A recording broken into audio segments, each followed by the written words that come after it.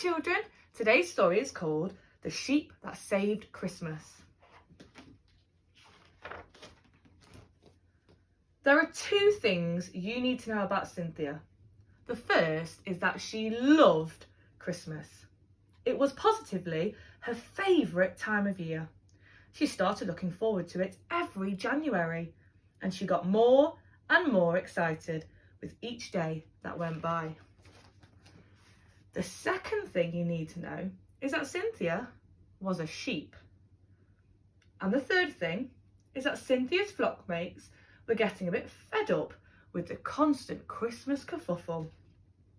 Her pals just couldn't take any more, so they came up with a cunning plan. "Cynthia, could I have a word?" asked Reg the ram politely. "And a very Merry Christmas to you too, Reggie," Cynthia replied.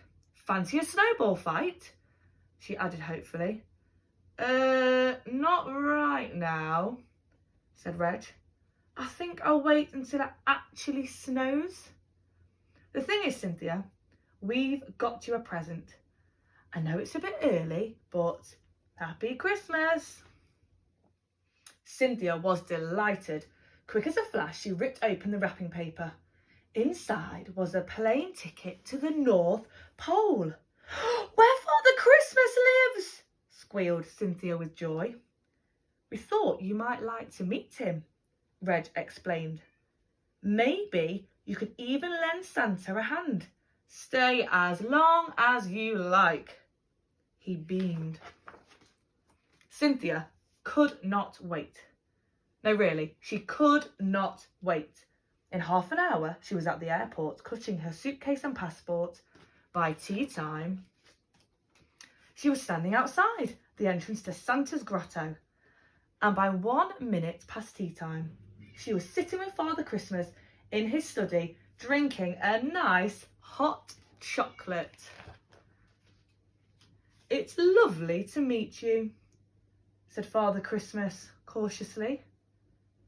"The thing is, there's not really that much work for a sheep around here. I mean, what with all the elves, Christmas fairies and reindeer, I don't really need any more help." Cynthia was heartbroken.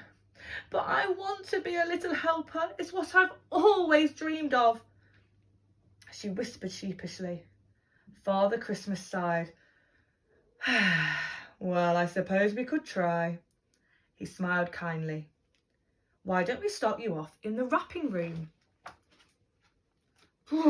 "It's freezing in here," grumbled one of the elves in the wrapping room. But in spite of the cold, his fingers and thumbs moved with lightning speed, expertly snipping, sticking, tying and folding sheets of coloured paper, ribbons and bows. And from the blinding blur of frenzied fingers emerged the most beautifully wrapped presents Cynthia had ever seen. "Right," said Cynthia. "Where do I start?" Sadly, sheep aren't great when it comes to wrapping prezzies. It might be something to do with the hooves. Why don't you try the kitchens?" suggested the elf tactfully. "It's freezing in here," shivered the cook. "I wish Father Christmas would turn the heating up." "Hello," said Cynthia hopefully. "I was wondering if you needed any help." Cook shook her head. "Sorry, dear. No livestock allowed in the kitchens." She pointed to a long list of regulations pinned to the wall. "Rules is rules. Why don't you go to the stables and ask the reindeer?" "It's freezing in here," said a reindeer, his teeth chattering. "No wonder my nose is red." Cynthia cleared her throat. "Hello. I don't suppose you need any help, do you?" she asked hopefully. "Where are your antlers?" the reindeer asked. "I haven't got any antlers," Cynthia said.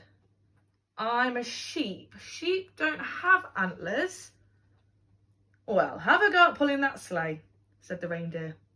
At last, Cynthia had found a job. Cynthia got into position, placed the harness over her shoulders and pulled. And pulled. And pulled. The sleigh didn't budge, not even an inch. Cynthia pulled with all her might, but it was no use. "Not as easy as it looks, is it?" said the reindeer with a shrug. "It's the antlers, you see, they make all the difference." A very disappointed Cynthia stomped out of the stable. "Oh, it's hopeless," she cried. "No one needs my help. I'll never be a little helper. I might as well go home."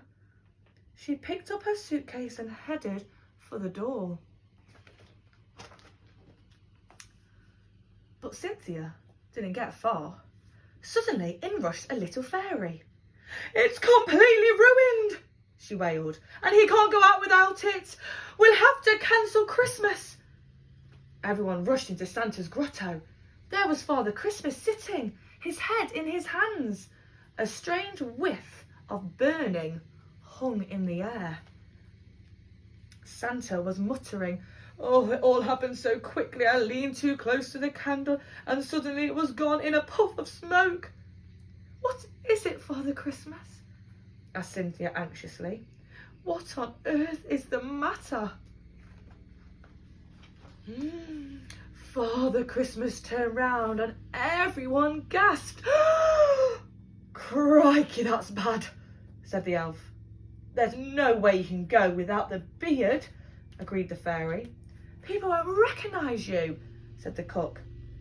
"You'll get arrested," said the reindeer. "Oh, you're right," sighed Santa sadly, stroking the few remaining tufts of singed stubble on his now almost hairless chin. "I look ridiculous.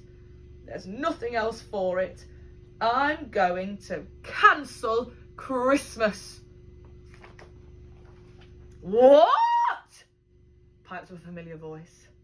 "Cancel Christmas? Not on your Nelly!" Everyone turned and stared at Cynthia. "What choice do we have?" asked the elf. "We can't send him out delivering presents looking like that. He'll get frostbite on his chin and terrify all the children." "And the grown-ups," added the reindeer. "Oh, don't worry, everyone. I have a plan," said Cynthia with a smile. "Santa, come with me to your study and bring those scissors." For 10 minutes, the sound of furious snipping filled the grotto. Finally, they were done. The door opened, and for the second time that day, everyone gasped. "It looks better than your old beard," said the reindeer. "It's perfect," said the cook. "No one will ever notice a difference," agreed the fairy. "It's so fluffy and natural looking," said the elf. "Cynthia, you've saved the day," beamed Father Christmas. "We don't have to cancel Christmas after all." "Cynthia?" Everyone looked around. Where was she? Then they heard the sound of sheepy teeth chattering. "Ooh, it's freezing in here." "Don't worry, Cynthia, it's Christmas, remember? And look what Santa's got for you." What do you get if you cross a sheep with a kangaroo? A lovely woolly jumper. Ho, ho, ho. Happy Christmas, everyone.